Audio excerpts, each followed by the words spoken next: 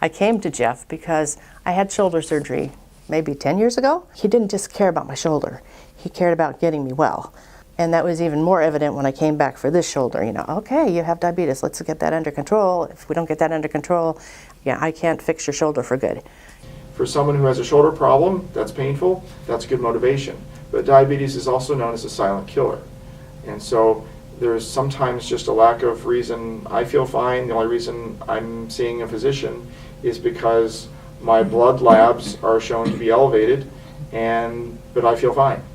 We're sitting around more, our diets are getting worse, and we're not taking responsibility for our own health, but yet we're looking for other people to help us. When I was first diagnosed, in the denial stages, I was started on blood sugar medicines, I was started on blood pressure medicines because my blood pressure was also high. I was started on thyroid medication, and I was started on cholesterol medication. I had seen insulin coming and I had never wanted to do insulin. No, I'm not going to do insulin, you know, part of the denial. I was only on insulin for about 2 months. You know, I really wanted to be off of it, and I proved to myself I could be off of it. I was exercising more, basically walking more, really watching what I was eating, and got off the meds. And she was really impressed. My blood sugars went from over 300 to 80s, 90s, 100s, and my A1C went from 11 down to 6. The statistics from the American Diabetes Association says this problem is on the rise, and that 1 in 10 Americans, even within the next 10 to 12 years, is expected to be diagnosed with pre-diabetes. So it is a problem that's not getting better, it's getting worse. And so we have to treat it with a new model that's being shown to be effective, which is a medical team. When I came to Jeff this last time, which really put it all together, I couldn't move my arm. I had a frozen shoulder, and my arm probably wouldn't go any farther than here. I was working 60 to 80 hours a week, more often 80 than 60. I wasn't sleeping. I was a transcriptionist, so my hands were always in front of me like this. So I never had any reason to raise my arm any higher than my head. And Jeff asked me about my diabetes, and my blood sugars were high, 300-ish. And he says, well, you have to get that under control. We can work on your arm, but we have to get that under control. And slowly but surely, I built this team. We built this team, Jeff and me, a nutritionist, and my diabetic doctor and my regular doctor, and people that cared that I got better, that encouraged me to get better, that gave me steps to get better, and it clicked.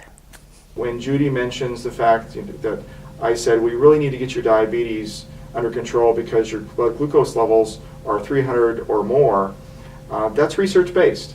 And if that's not taken directly by the physical therapist and started to move towards a medical model of a team approach, then you're likely not going to get that person's orthopedic problem better. The process probably started 10 years ago when I was truly diagnosed with diabetes. Probably was in denial for the first 5 of those years before I started gaining weight and taking more medication and getting more out of control. But now that I'm more in control, I have more energy, I get up in the morning, I feel good, I can do things I wasn't doing. I can get out and walk and walk and walk and walk and walk and not be a problem.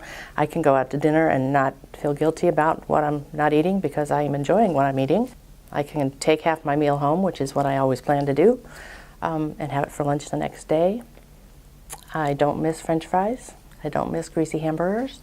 When I was first diagnosed, I started thinking about weight and losing weight, and I actually ended up gaining weight before I started losing any weight. Until when I topped the 200 mark, I said, okay, I can't do this anymore.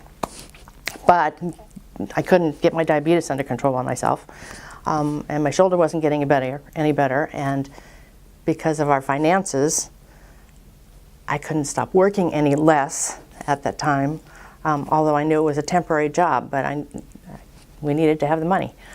Gradually, we started having 2 hamburgers and 1 thing of French fries, my husband and I started taking half my hamburger home and leaving the bread on the table, and till I got to the point of, that's so easy right now because I don't even like hamburger buns anymore. Because I was working late, and sometimes I was working at the office late, and then going home and having a late dinner, and I just decided that I couldn't be eating late dinners anymore. If I wanted to have a healthy snack, I could have a healthy snack. My husband and I had to change our eating habits to where there would be something at home that he could eat, and I would have something at work that was healthy for me, and when I came home I didn't eat, which helped the diabetes. The stress, I couldn't do it. I couldn't sleep.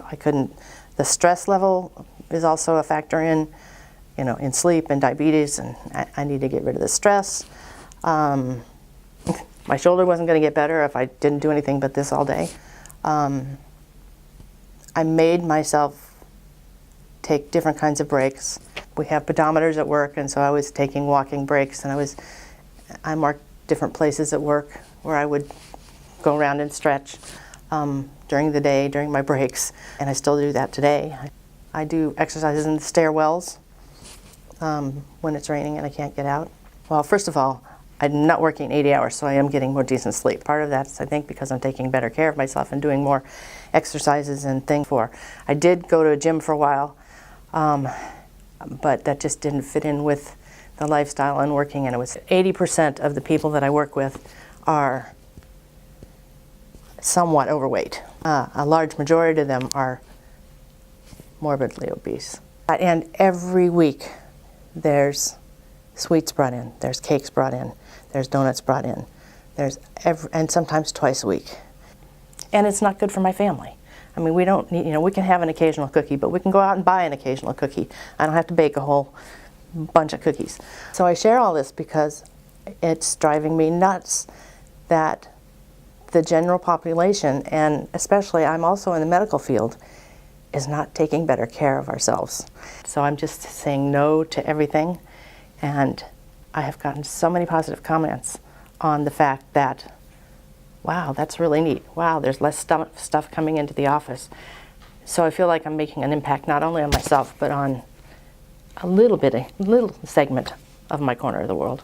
We're hopeful that as this research has made itself more widely known, that other physicians will come to recognize that a team of more than one is better than one alone. And that these patients with diabetes, it's not an easy solve. It's changing habits, it's changing thoughts, beliefs, understanding about my own physical health, and it is very challenging. We're sitting around more, our diets are getting worse, and we're not taking responsibility for our own health, but yet we're looking for other people to help us. But it starts with educating patients.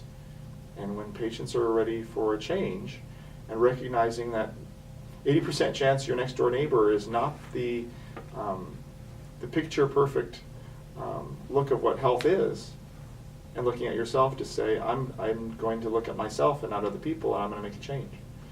That's where America's going to start changing up. We're sitting around more, our diets are getting worse, and we're not taking responsibility for our own health, but yet we're looking for other people to help us.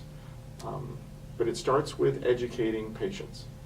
And when patients are ready for a change and recognizing that 80% chance your next door neighbor is not the picture perfect look of what health is, and looking at yourself to say, I'm going to look at myself and not other people, and I'm going to make a change.